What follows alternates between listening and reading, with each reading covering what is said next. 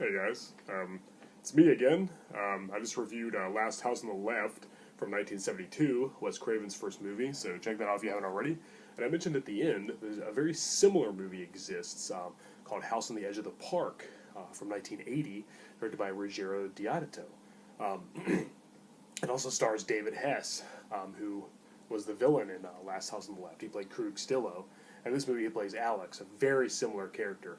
It's a very similar movie, but I think it ups the ante a little bit in its brutality, and its tension. It's definitely more disturbing. Definitely, definitely more hard to sit through for most normal people. Not for me, but people who aren't already sick and twisted in the head yet probably have a hard time watching it. As you know, I love Italian horror. I definitely need to make some kind of Italian horror video, maybe a top 10 Italian horror films or top 10 Italian horror directors. I love the work of Lucio Fulci and Dario Argento, Mario Bava, Lamberto Bava, Umberto Lenzi, some of my favorites. I'm not going to pretend like I pronounced all those names right. I don't speak Italian, sorry.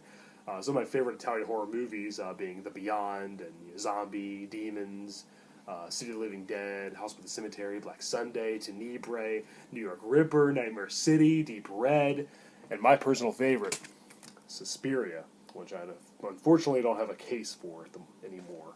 But that's probably the best Italian horror film. Just to name a few, Italian horror is great. What I really like about it is how it's funny how all the actors speak in their own language, their native language, and then they just dub it in whatever country it's released in.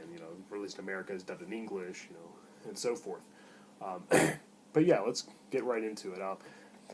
House on the Edge of the Park from 1980, directed by Ruggero Deodato, as I said, who's probably most famous for the highly controversial and shocking Cannibal Holocaust.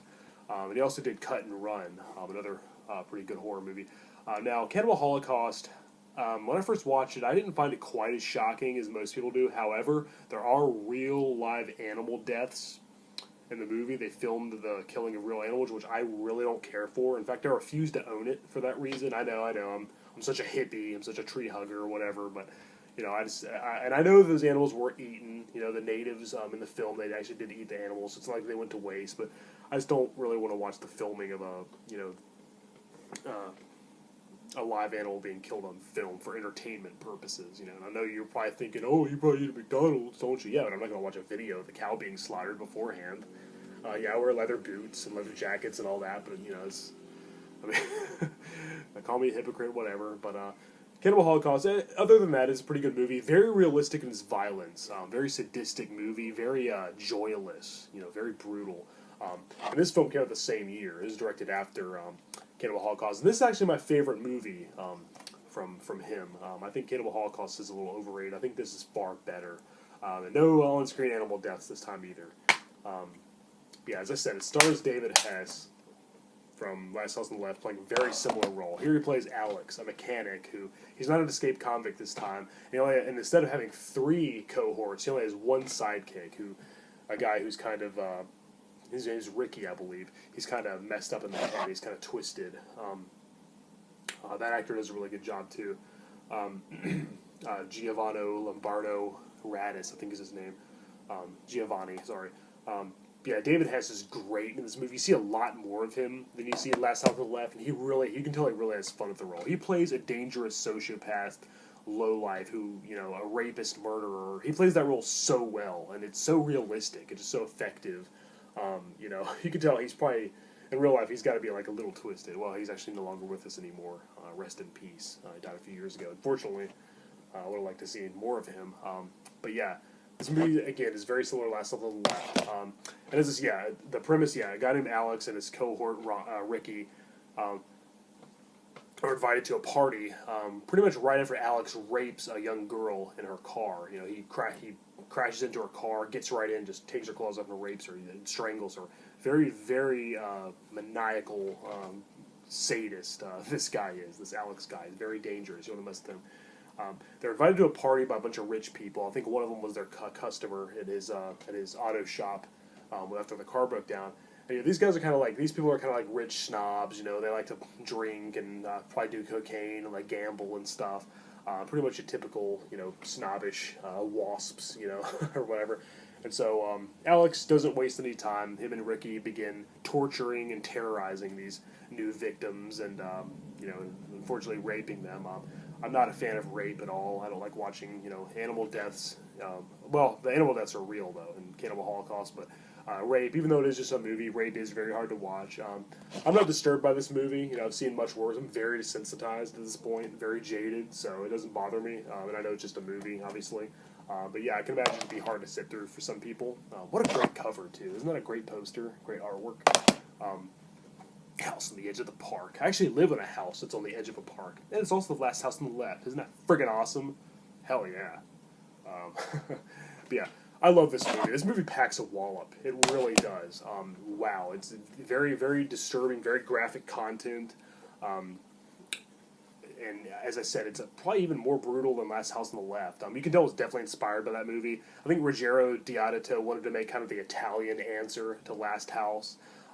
In fact, Last House on the Left, I think, wasn't even released in Italy at that time. So this is kind of like their version of that movie is what they had. And as I said, it's a little different. It's not in the woods. The whole thing takes place in the house of the title. And, he just brutally, tortures these people and just puts them through hell.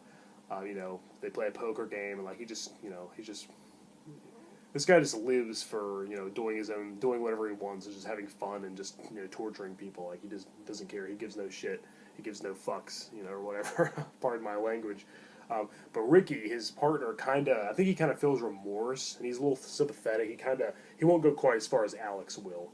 And they have a kind of weird friendship, too. Like, they're like very close, they're almost like brothers. Like, I think Alex kind of looks at him as like a family, and he kind of takes care of him a little bit too. So, he may be a twisted psychopath. There's kind of a sensitive side as well, probably.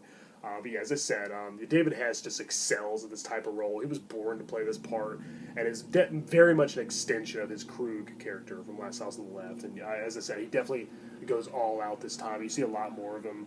And I love how he kind of teases his victims too. He kind of taunts them. And stuff, but what really makes this movie so great for me is the ending. I won't dare give it away.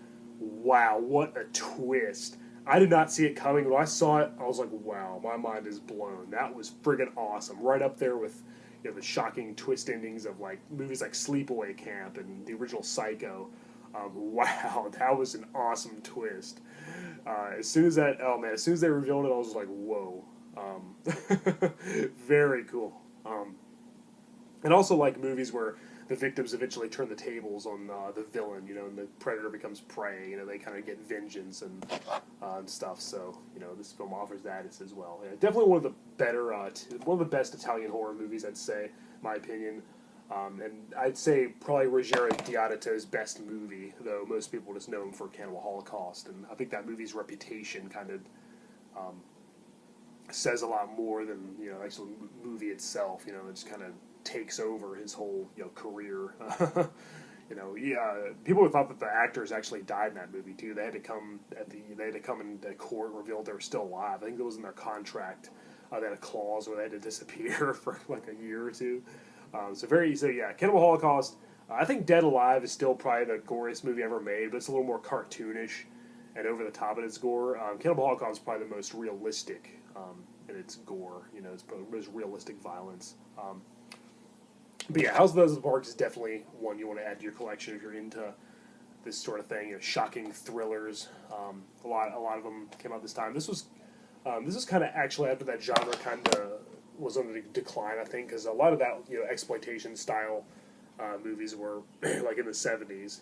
But then again, this was probably filmed in late like 79, so came out in 1980. So yeah, definitely one of the most shocking movies you're apt to see. I know nowadays they have all these movies that are just overly gory and disturbing and graphic in its content, and like a Serbian film and stuff like that. They kind of try really hard to go over the top, but like I think the older movies, the classics like this one, are like a little more disturbing just because of like how cheaply they're made. Something kind of adds to it. When a new movie has a big budget, it's mainstream and overly glossy and really well filmed. It's just you're watching a movie. This one just feels like it's like a real crime caught on tape. But again, that ending. Oh, that ending is gonna hit you hard. It was friggin' awesome. I almost stood up and clapped when this movie is over. It's so cool. But yeah, if you're a fan of Last House on the Left, and you like Italian horror, and you like David Hess, definitely check this movie out. You will not be disappointed. Alright guys, well, I'm Hellhound, and thank you for watching yet another movie review. So, until next time. Later.